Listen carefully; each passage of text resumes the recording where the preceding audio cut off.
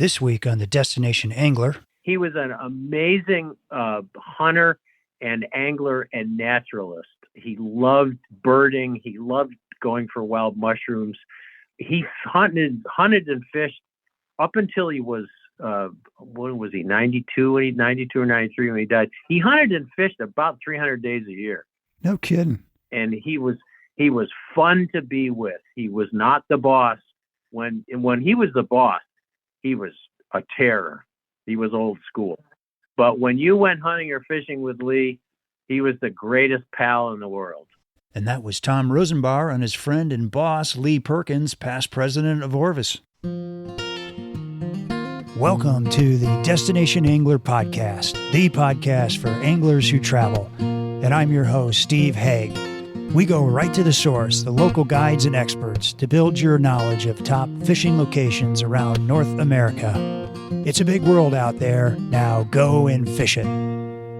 I'm going away for a while, but I'll be back soon. Whoa, whoa. Hey anglers, welcome back to another episode of the Destination Angler Podcast, brought to you by J.P. Ross Fly Rods, makers of happiness, one rod at a time. Get outside and simply fish.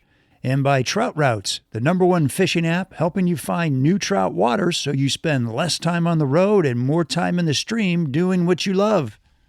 And by Anglers Coffee, elevating the coffee experience for the fly fishing community and anglers everywhere with small batch coffee delivered to your doorstep. And thank you so much for listening. And hot off the press, for all you diehard listeners, we have Destination Angler ball caps. That's right. So head on over to Etsy.com and pick one up before your next fishing trip. That's ETSY.com. It's a real honor to see so many new listeners tuning into the show. I've been blown away with the support and the notes I receive from time to time. Like here's one from Oliver, who writes, "Hey Steve, as a fellow Hoosier, painter, and fly fisherman, I gotta say I really love what you're doing." And here's another one from Bill, who writes, "I've been fly fishing for decades and have really enjoyed your podcast and learned a lot. Please keep them coming." Well, not to worry, Bill. We have lots of great new episodes coming your way. In fact, coming up on the Destination Angler, we have a super cool episode on Michigan's wild and remote Upper Peninsula and the famous Two-Hearted River. After that, we explore the heart of the Missouri Ozarks, chasing their hardscrabble smallmouth bass. And be sure to backcast to catch the last episode of the Destination Angler Part 1 of my interview with Tom Rosenbauer, who gives us the rundown on small stream fly fishing in Vermont. Tom covers all you need to know about where to go, what to carry, and how to fish for brookies in these magical and irresistible streams. You won't want to miss these shows. And while you're at it, please take a minute and share your favorite episode with a buddy. And today, our destination is Part 2 with Tom Rosenbauer on fly fishing Vermont for backcountry brookies.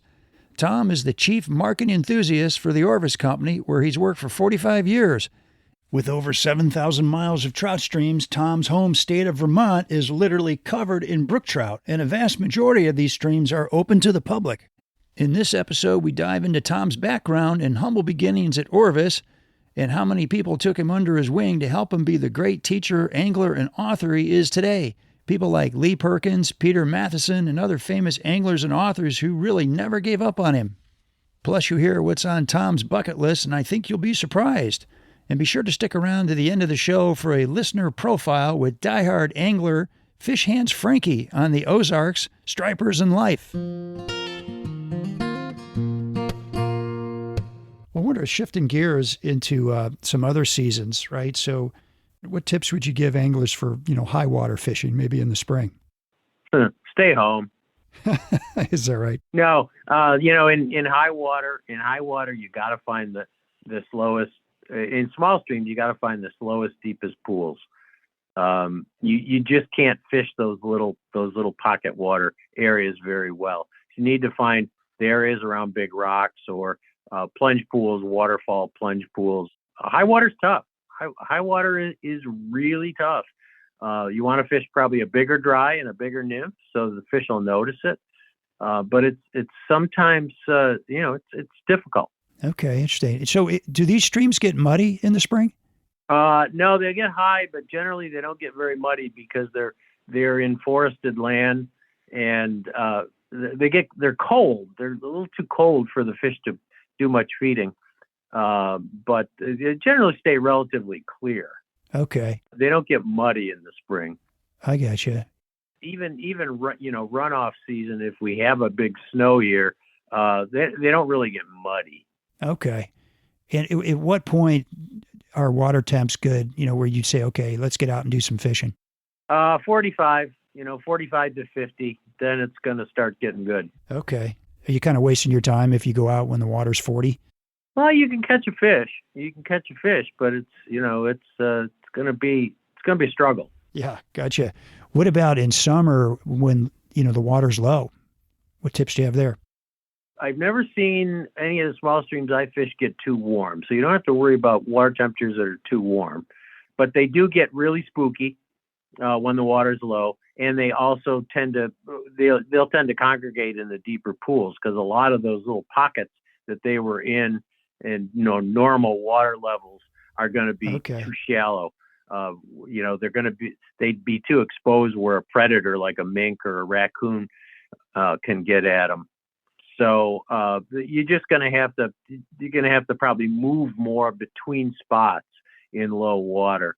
Whereas, at normal like June levels when the rivers are, nice at a nice level, pretty full, not high, but pretty full.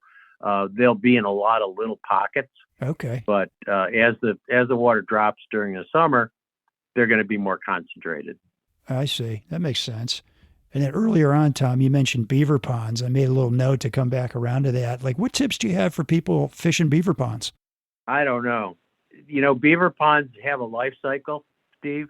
And when the beavers, if it looks like a new dam, if it looks like a new beaver dam, it's probably worth fishing. If the cuttings are fresh on the beaver dam and the trees that have been flooded are still alive, it's probably worth trying out.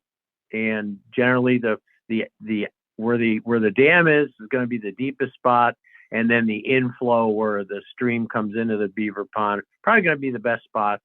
But as a beaver pond ages, it silts in, it gets shallow, it silts in, gets warmer, and the trout may book out of there. They may leave or die or get preyed upon.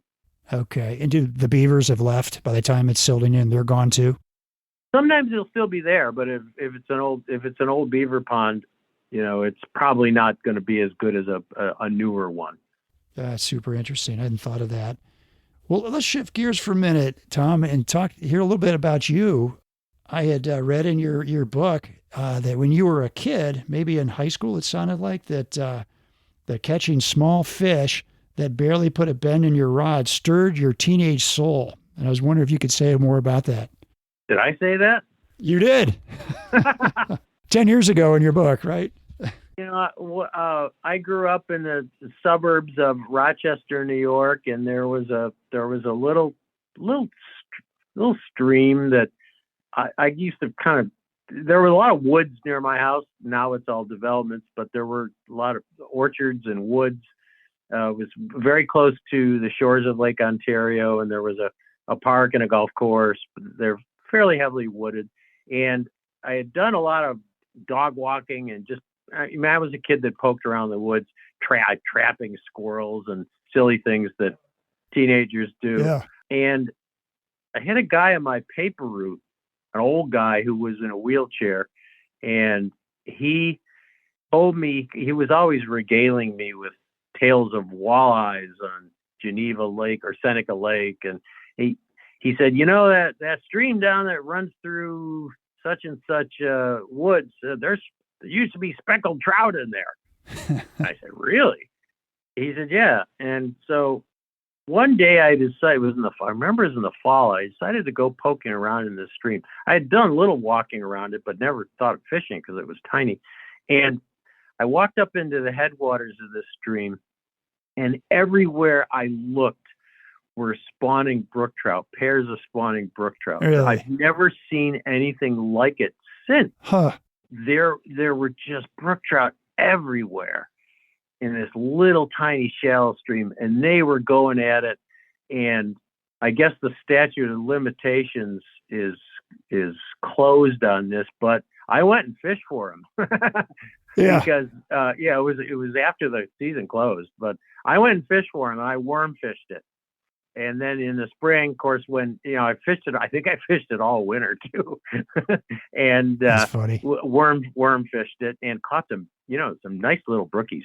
Yeah. And then I started fly fishing it. There were some places where it opened up a little bit where I could cast a dry fly, and I would generally my technique would be to crimp a split shot in front of a little white marabou or a Mickey fin streamer and kind of jig it down into these pockets.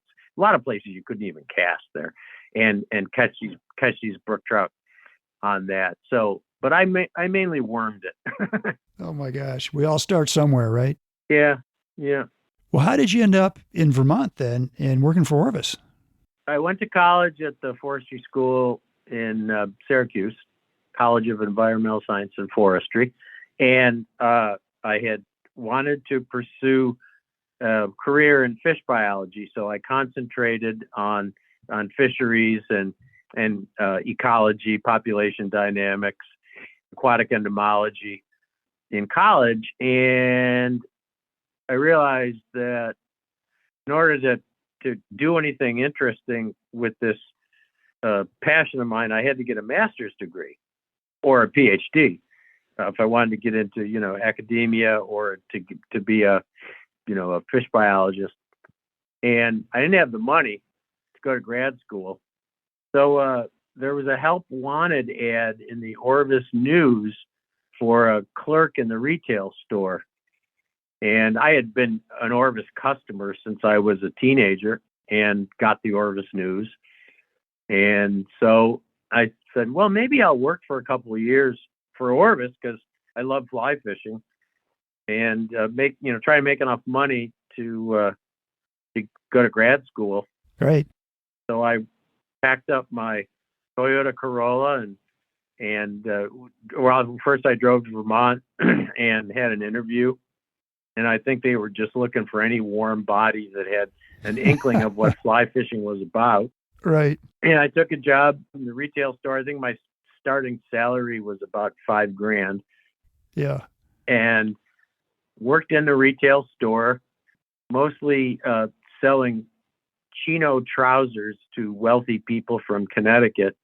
And I wasn't really cut out for retail, and I certainly wasn't cut out for selling clothing. But then one of my first weeks on the job, I met Vince Marinaro, the famous Pennsylvania writer and angler.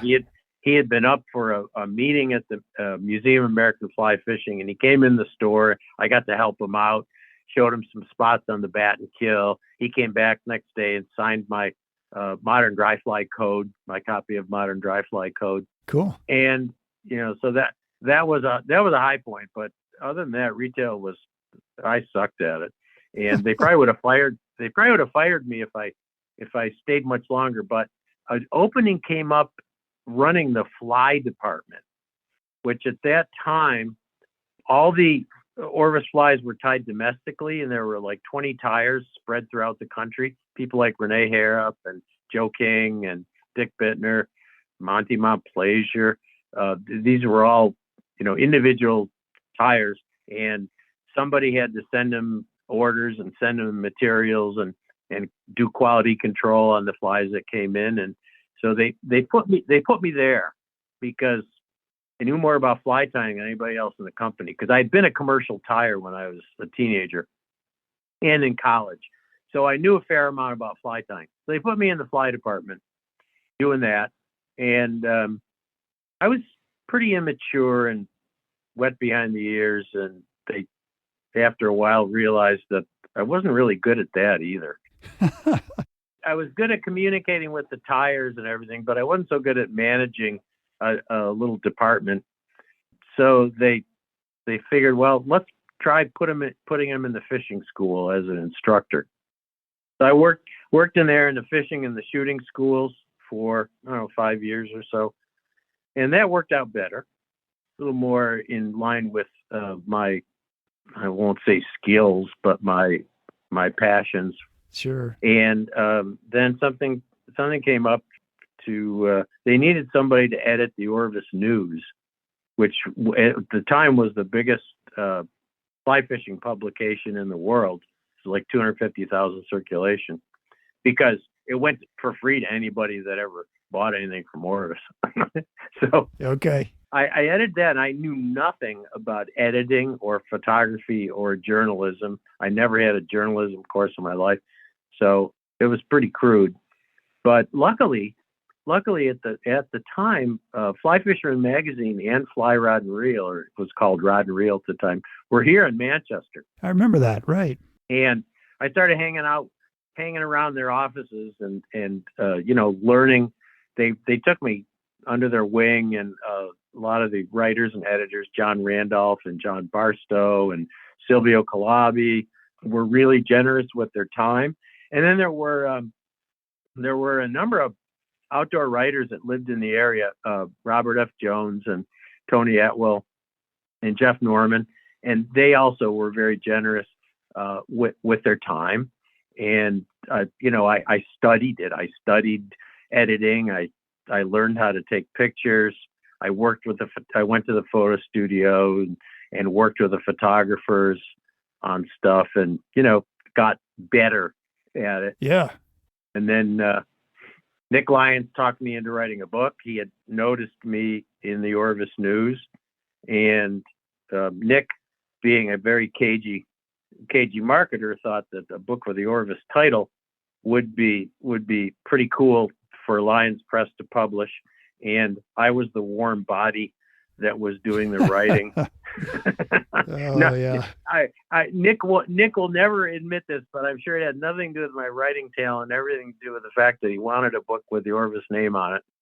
He's a dear friend, and of course I've learned so much from Nick, and we did that book, and then I started writing more books and videos and everything else. Yeah, and then I got into marketing and PR, sort of the way I got in the Orvis News. Kind of fell into things. Orvis is a great place to advance. It's there's a lot of homegrown talent at Orvis, and if you show an aptitude for something, they'll give you a chance, and that's why I've been there for 45 years. I was going to say, Tom, they didn't give up on you, right? You had sort of two things that didn't work out for you, and they kept trying in something new. And I know they didn't give up on me. It's a testament to Orvis's loyalty to the people that work there. And then I was in charge of product development in fishing and hunting for a while. I was nowhere near as good at that as the people that are doing it now, but I still love product development. My best fishing buddies are the product developers, and they let me give them advice on products every once in a while, and they let me test stuff, and we fish together and hunt together and hang out. So I've stayed very close to the product. I love product development. I'm a frustrated product developer, so I still love that. But now I'm pretty much doing what I want. I'm teaching. I finally realized that was what I loved to do, and that was my strength, was to take this arcane, jargon-filled fly fishing business and communicate it to people so that they could understand it. Right. Yeah, you do such a great job. I mean, I lead fly fishing trips for guys here that I know in Indianapolis, and invariably, with 18 fly fishermen headed to the Driftless, for instance, 15 of them don't know a lot about fly fishing, and I always send them to the Orvis Learning Center, to those videos that you do, and they're fantastic. Well, thank you. We've worked very hard on those. Well, it shows. Hi, everybody. This is JP from JP Ross Fly Rods. We're happy to support Steve and sponsor the Destination Angler podcast. Do us a favor and check us out on our website, smallstreamflyfishing.com. JP Ross Fly Rods & Company has been around since 1997. We've made thousands of fly rods with one purpose: helping you get outside and be happy. So check out our line of small stream fly rods like our Muir, 7-foot, 5-piece, 3-weight E-glass. Our famous Beaver Meadow series of rods starting at 5-foot 2-weight. And don't forget our 6.5-foot 3-weight 4-piece. And now our new Beaver Meadow S-glass. 6.5, 2-weight, 3-weight, all the way up to 8-foot 5-weight, all in 4-piece. Check us out, please, at smallstreamflyfishing.com. And thanks a lot for listening. We'll see you on the water.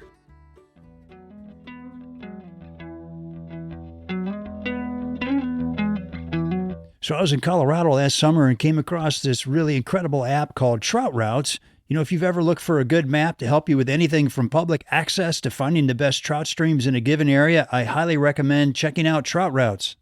Trout Routes has mapped out every stream by state with very detailed access maps for every stream, and they have over 15 different map layers with hundreds of thousands of access points.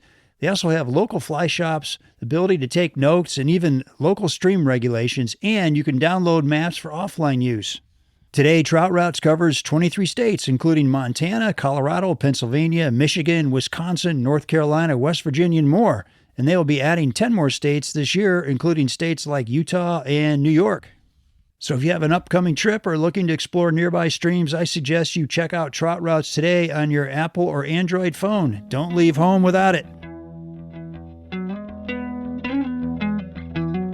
I'm curious, did writing come easy to you? I mean, it sounded like you had a big learning curve there. Yeah, no, it didn't come easy, and it's still not easy. Writing is real work. Yeah. It's real work, as you know. No, but I turned it into a freelance business. I didn't do any of the writing as part of my job at Orvis, other than the first book, because I was doing other things. I was too busy with other things. So I do the writing in my spare time, in my evenings, weekends. It's become a freelance business with me. Yeah. Even though we put the Orvis name on a lot of my books, I don't do them as part of my job. I do them as a freelance contractor. Right. And you've had a chance to meet some super interesting people, I imagine, through the years. I mean, maybe even starting with Leigh Perkins, but lots of other folks, I'm sure, right? Yeah, Leigh Perkins was wasn't my first boss, but I eventually worked directly for Leigh, and he was larger than life. He was a character. He was really? Huh. he was something else. Well, tell people who Leigh is, just in case people haven't heard of him. Well, Leigh bought the company in 1965 and really it was a little teeny company with less than $500,000 of business. And he's the one who started the fishing schools and the Orvis News, and he really made Orvis into what it is. He's the one that brought the graphite rod business to Orvis, and he was a mail order pioneer. He was one of the first people who realized that you could exchange mailing lists with other catalogs, and you'd both benefit from that. Right. And he was very early on to the mail order business and the database marketing that that junk mail, in other words. Yeah, the pioneer of junk mail, maybe. Yeah, but he was an amazing hunter and angler and naturalist. He loved birding. He loved going for wild mushrooms. He hunted and fished up until he was when was he, 92 or 93 when he died. He hunted and fished about 300 days a year. No kidding. And he was fun to be with. He was not the boss. When he was the boss, he was a terror. He was old school. Oh, really? But when you went hunting or fishing with Leigh, he was the greatest pal in the world.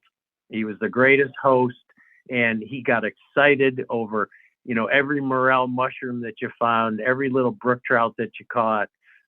He was a wonderful, wonderful outdoorsman. Yeah. Oh, that's fantastic. And a great storyteller, and could drink any young kid under the table. The complete package. Yeah, he was a complete package. That's for sure. Tom, who else have you fished with? What other interesting people have you fished with? Well, Steve, I haven't actually fished with a lot of famous people. I've known a lot of the fly fishing industry is tiny. So most of the people that you hear about, I knew or know. I knew Lee Wolf, and I knew Eric Leiser, and I knew Ernie Schwiebert and Marinaro, and I never fished with any of those people. I've fished with some famous guides, Steve Huff and Rick Ruoff and Simon Becker and Marshall Cutchin in the Keys, and a lot of the famous Western guides, Paul Roos and late Paul Roos and John Herzer, and but they're famous in the fly fishing industry, but Right.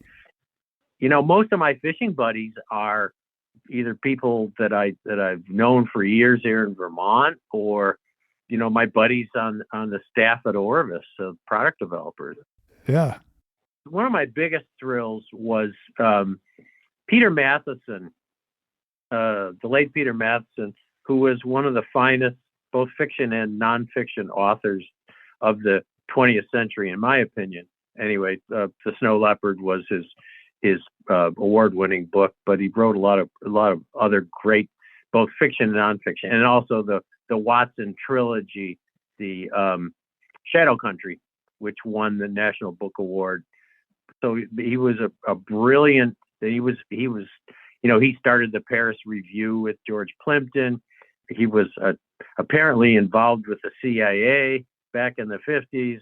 He was one of my heroes, one of my literary and lifestyle heroes. And I had gotten to know him over the phone because he was a fly fisher. Even though he was a Buddhist and he couldn't hunt, he was a fly fisher. He was able to justify that being a Buddhist.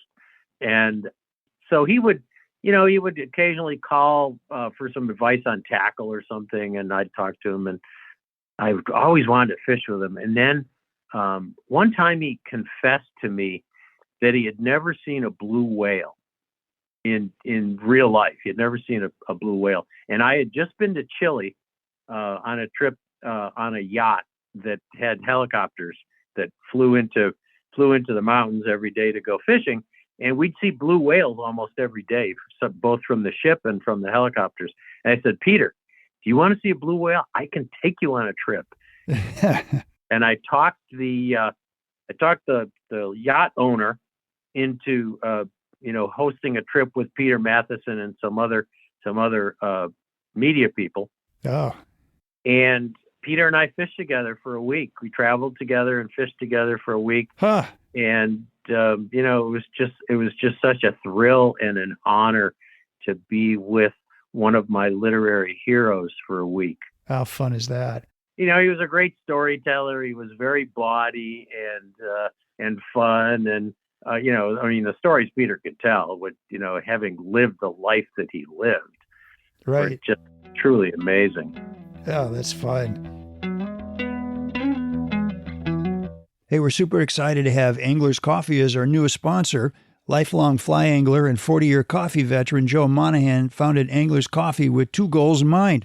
Angler's Coffee offers a full range of coffee flavors and roast styles backed by a 100% no questions asked satisfaction guarantee.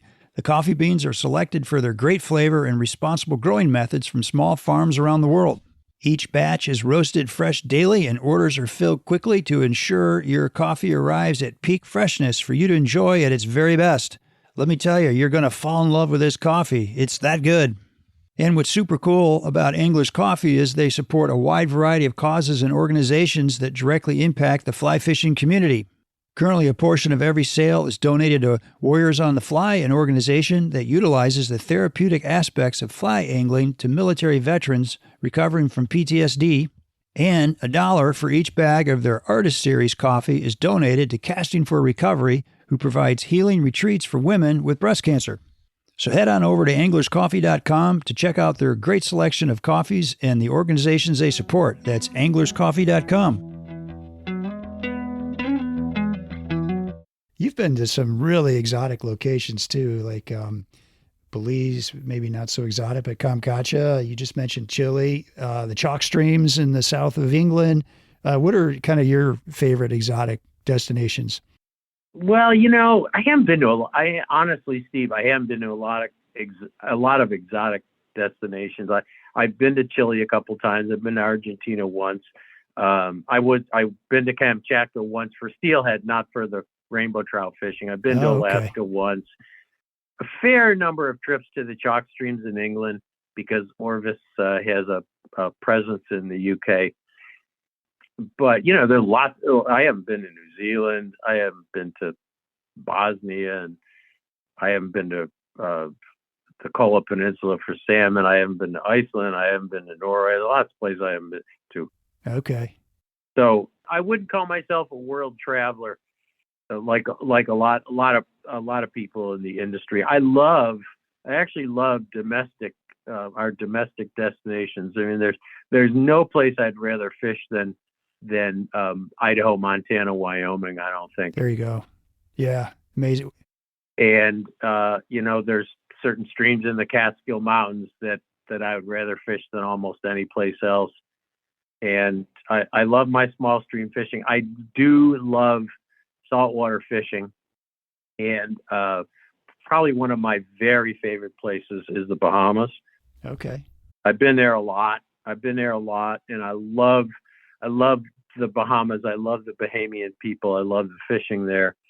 That's one of my very favorite places to go. What's on your bucket list? What's on my bucket list? Well, the Driftless in Wisconsin is on my There you bucket go. list. No I kidding. never fished there, and I may do it this spring. But Okay. the Driftless is on my bucket list. The Au Sable in Michigan is on my bucket list. I've never fished there. The Deschutes in Oregon, I've never fished there. My bucket list is not that exotic. Yeah. It's there's lots of places in North America where I would like to go. I'd love to go to New Zealand. I would love to fish New Zealand. Yeah, me too. I'd love to spend more time in Argentina and Chile. Because it's winter. Because it's great wintertime trout fishing because it's summer down there.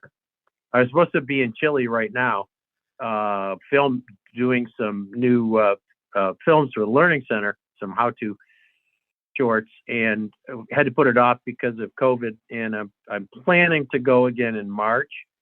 I have a list of 50 videos that I want to shoot, basic how-to videos. 50. Yeah, short videos, like 3-minute videos, and I'm hoping to go to Chile to do that. I'm hosting a trip in Belize in April. It's a group that I took to Cuba a couple times, and we've become a really tight, fun group of people that I fished with, and we go to Idaho once a year, and we're gonna take a trip to Belize on an island, a place called Tarpon Key. Very nice. If you're in the Driftless in early June, maybe I'll see you up there. I'll be taking a big group of guys up there. Man, the Driftless is a great place to fish. If you're with a big group of guys, you won't see me, guaranteed. I'm gonna be ducking my head over the horizon. I hear you. Yeah. Up on the Au Sable, that's kind of my home waters.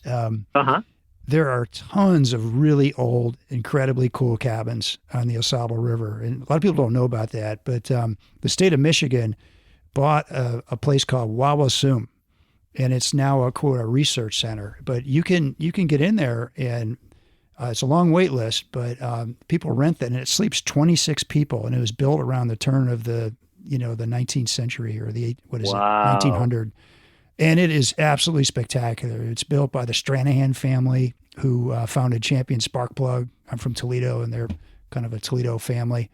Anyway, there's some really cool places up there. So to me, half the fun of going to the Au Sable is where you're staying. Yeah. Spectacular.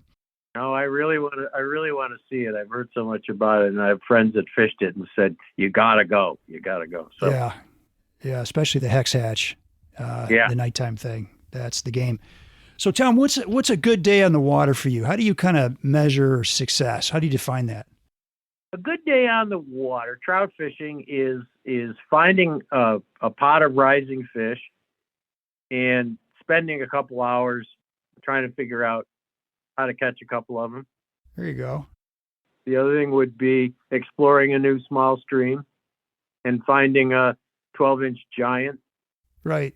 And then in saltwater, it would be somebody leaving me on a bonefish flat for about from sunrise to sunset, leaving me alone and letting me explore the flat and finding the bonefish without a guide yelling over my shoulder, without having to stand up in a boat. Right. Right. It was funny. I interviewed one of your buddies, Greg Vincent, in the Bahamas, H2O bone fishing.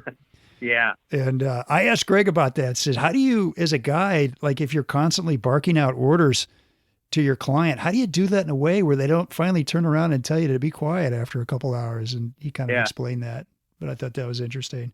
Yeah, well, Greg is a dear friend. Greg actually can't guide or in the Bahamas because he's not there anymore at H2O. I heard that. But I spent a day filming with both Greg and his partner Jason Franklin in a boat, and we're good buddies. We're good friends, and I can dish it out to them as well as I can take it. But having those two guys yelling directions over my shoulder, I about had a fit. And I love the guys, and they were trying to be helpful, but it drove me absolutely friggin' bananas. I'll bet. It's got to be hard. I mean, how do you do that as a guide? That's one of the tricks of guiding, trying to figure out how much, somebody can take instruction, Yeah. Well, Tom, after 45 years at Orvis, I'm kind of curious, what's been the most rewarding thing for you in your career in fly fishing, or maybe what are you most proud of?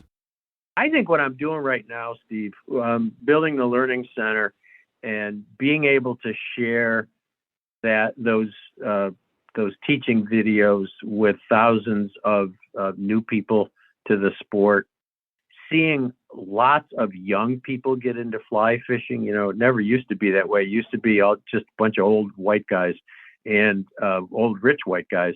And now you see people of all colors, and you see lots more women, and you see lots more young kids getting into fly fishing. So the inclusivity and the diversity in fly fishing and being able to help teach those people both through podcasts and the Learning Center is the best.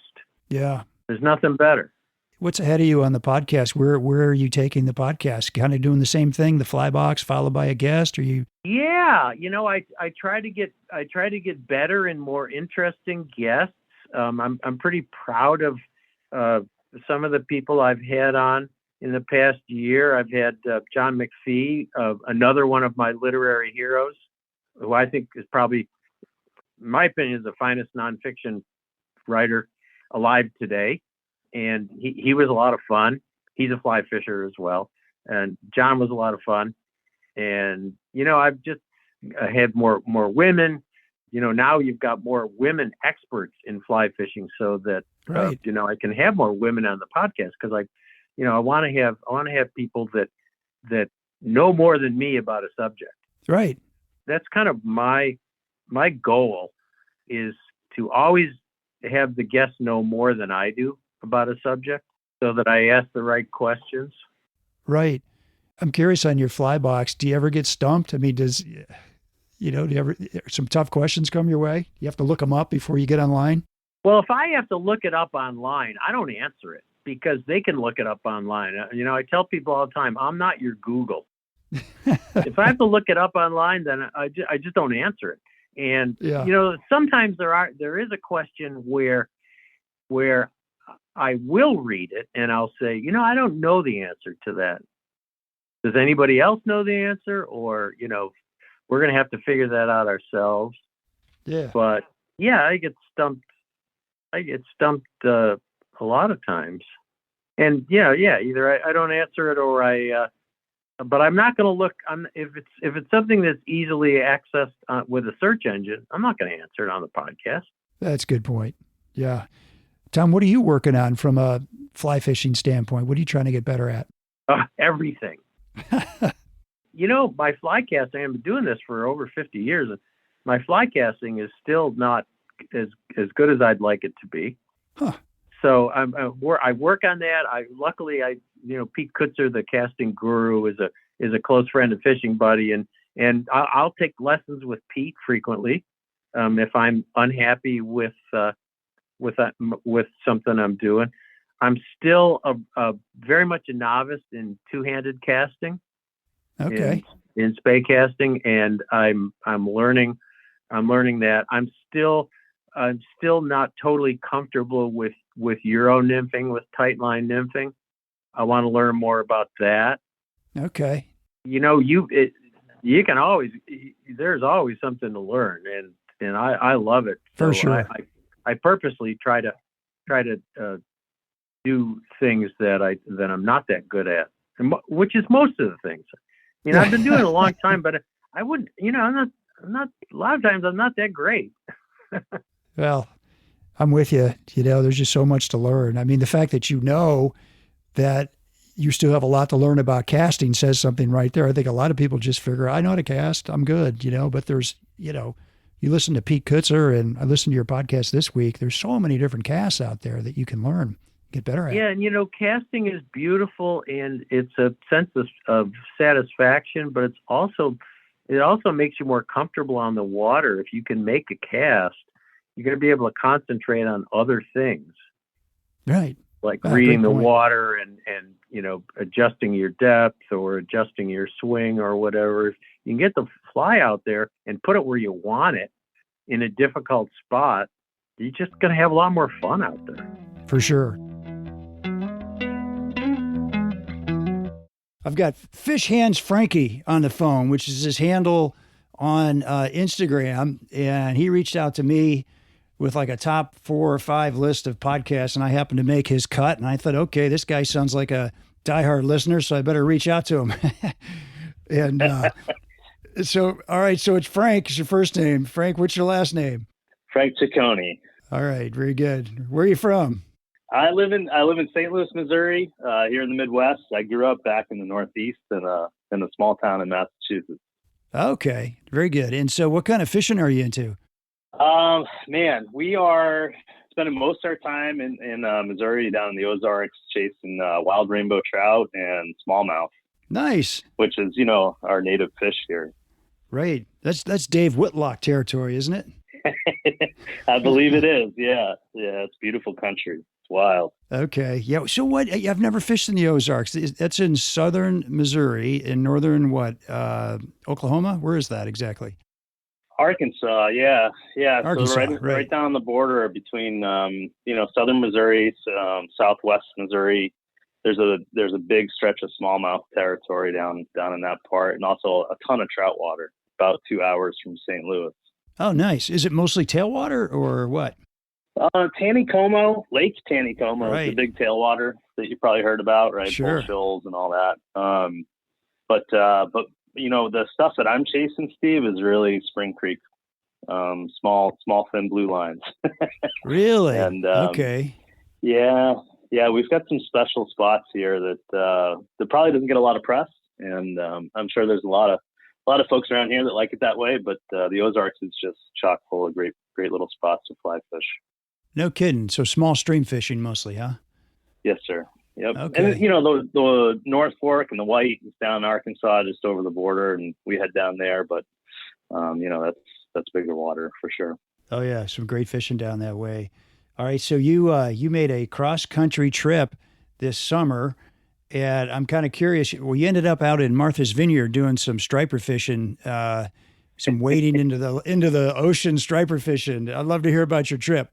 Yeah, it was a really special time. My wife, God bless her, she agreed to head back. The pandemic and everything going on, and we drove. We got 2 kids and my dog loaded up in the car, and we headed out. And what we did was we just drove 4 or 5, at the most 6 hour slots at a time, and we'd stop in a town where there was fly fishing, and I'd fish as soon as the kids were tucked into the hotel at night, and then head out at 4 a.m.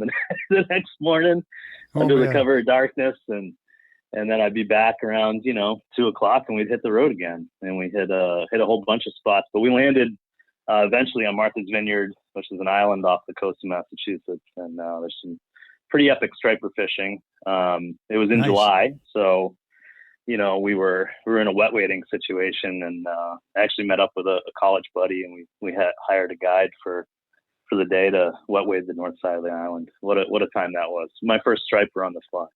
Oh, that's great. And behind every diehard angler, there's an understanding wife, and it sounds like you're the same way, huh? It's an understatement. She supports my passion, and Yeah. I really wanted to get my kids into the outdoors. Just make sure that they had those experiences growing up like I did with my dad and my dad's uncles, back in the Northeast. So, All right. So Frank, what destinations are on your bucket list? What do you think? my family and I took a trip to Australia. We have some relatives over there, and we took a jaunt over New Zealand. And I wasn't fly fishing at the time. Can you believe that, Steve? Come on, man. Really? Yeah, 24-hour flight, right? So New Zealand's probably top on my list. But there's an immense amount of water to cover. My favorite area to fish right now is the Driftless in Wisconsin. So God, what an amazing place that is. Love the Driftless. Any tips you can share from your fly fishing adventures for all of us? I think the biggest tip is just to be present. And sometimes the best part of planning doing a trip is planning it. Do the research. There's so much information out there, whether it's podcasts or YouTube or just local conservation sites. There's a ton of information, and my friends and I always take like a little bit of charcuterie, or we try to do it right when we're on the river. Yeah. Just stop fishing, relax, and enjoy the moment. So I think a lot of people, the saying is, people, fish most of their life, but don't really understand why they're fishing, right? So Yeah. that's a big tip, is just try to be present and take time. That and New Zealand strike indicators are the best darn things around. All right. Last question as we're closing up here, Tom. Do you have any angler-friendly watering holes for hungry, thirsty anglers at the end of a day? What are your favorite spots in the state of Vermont? Well, watering hole, you're asking the wrong person about watering holes because Okay. I'm not a teetotaler.